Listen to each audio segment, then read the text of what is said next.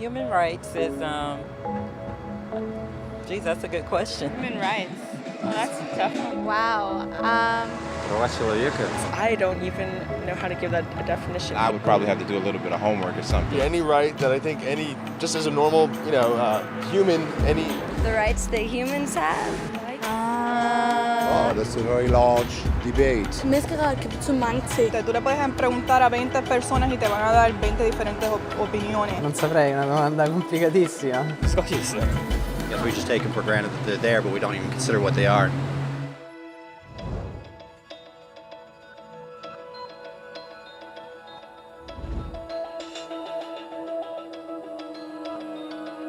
Human rights are the rights you have simply because you're human. It's how you instinctively expect and deserve to be treated as a person, like the right to live freely, to speak your mind, and to be treated as an equal. There are many kinds of rights. Most apply to a certain group.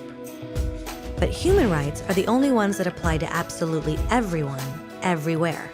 That means kids, old people, poor people, basketball players, garbage men, rappers, teachers, Africans, Indians, Albanians, Christians, Muslims, Kabbalists, atheists, your mom, your dad, your next door neighbor, and you all have the exact same human rights. In other words, they're universal. But the question remains, what are they? Name the human rights? What the human rights are? The right to live. Equality between all peoples. Right to religion, the right to... Is there supposed to be a list somewhere I should be aware of? According to the United Nations, there are a total of 30 human rights, which are usually lumped together and called simply human rights. They're all listed out in the Universal Declaration of Human Rights, which is the world's most widely accepted document on the subject. But it was a long time in coming. At first, there were no human rights. If you were in with the right crowd, you were safe. If you weren't, well, you weren't. But then a guy named Cyrus the Great decided to change all that. After conquering Babylon, he did something completely revolutionary. He announced that all slaves were free to go. He also said people had the freedom to choose their religion, no matter what crowd they were a part of. They documented his words on a clay tablet known as the Cyrus Cylinder. And just like that, human rights were born. The idea spread quickly to Greece, to India, and eventually to Rome. They noticed that people naturally followed certain laws, even if they weren't told to. They called this natural law, but it kept getting trampled on by those in power.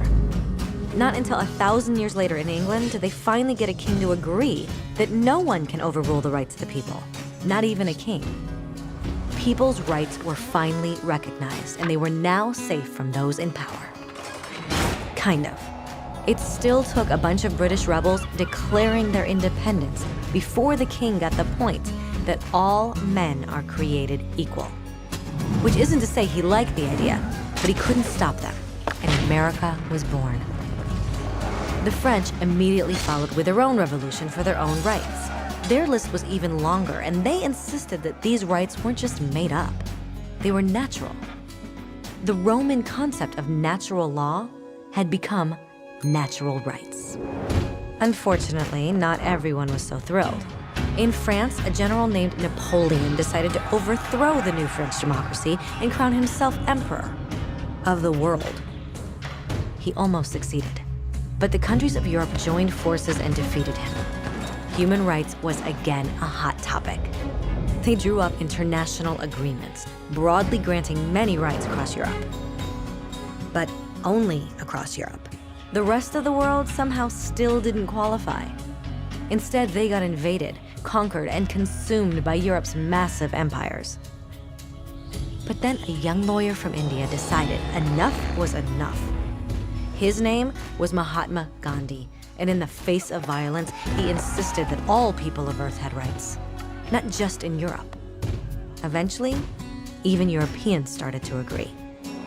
But it wasn't going to be that easy. 2 world wars erupted. Hitler exterminated half the Jewish population of Earth in horrifying Nazi death camps. And all told, 90 million people died. Never had human rights been so terrifyingly close to extinction. and never had the world been more desperate for change. So the countries of Earth banded together and formed the United Nations. Their basic purpose was to reaffirm faith in fundamental human rights, in the dignity and worth of the human person. But what were human rights? Were they the proclamations of Cyrus, the natural laws of Rome, the declarations of France? Everyone seemed to have a slightly different idea of what human rights should be. But under the supervision of Eleanor Roosevelt, they finally agreed on a set of rights that applied to absolutely everyone. The Universal Declaration of Human Rights. The French concept of natural rights had finally become human rights. So, in summary, at first, only a few lucky people had any rights, until one of those guys decided, hey, other people should have some rights too, which was great, except not everyone agreed. And it only took a few thousand years of fighting and declarations and more fighting until everyone finally agreed that human rights should apply to everyone. And they all lived happily ever after. Except for one little problem. If people have the right to food and shelter, why are 16,000 children dying of starvation every day? 1 every 5 seconds. If people have freedom of speech, why are thousands in prison for speaking their minds? If people have the right to education, why are over 1 billion adults unable to read? If slavery has truly been abolished, why are 27 million people still enslaved today? More than twice as many as in 1800. The fact is, when it was signed, the Universal Declaration of Human Rights did not have the force of law. It was optional. And despite many more documents, conventions, treaties, and laws, it's still little more than words on a page. So the question is, who will make those words a reality? I have a dream today. When Dr. King marched for racial equality, he was marching for rights that had been guaranteed by the United Nations for almost 2 decades. But still, he marched. When Nelson Mandela stood up for social justice in the 1990s, his country had already agreed to abolish such discrimination for almost 40 years. But still, he fought.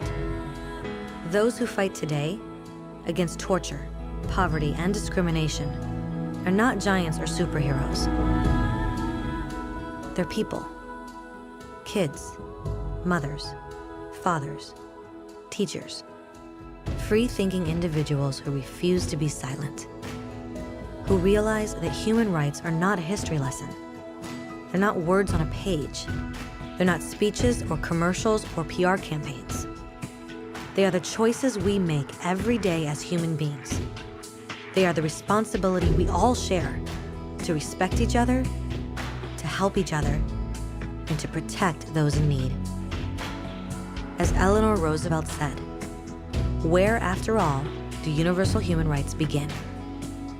In small places close to home. So close and so small that they cannot be seen on any maps of the world. Yet they are the world of the individual person, the neighborhood he lives in, the school or college he attends, the factory, farm, or office where he works.